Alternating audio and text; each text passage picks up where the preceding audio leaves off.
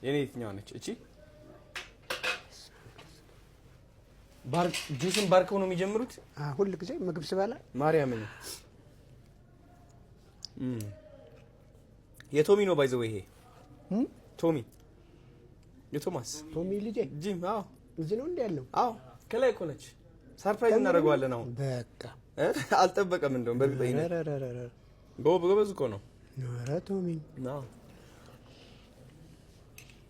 እዛም እያለ ብሔራዊ በጣም ጎበዝ ነው። ሌሎቹ ጓደኞቹ በጣም ጎበዝ ነው። ፈጣን ነው። እንትን የለም ሶፍት ኪንጎዬ ሶፍት ጺማችን እናንተ ጺም የለውም እኛ ይነካኳል።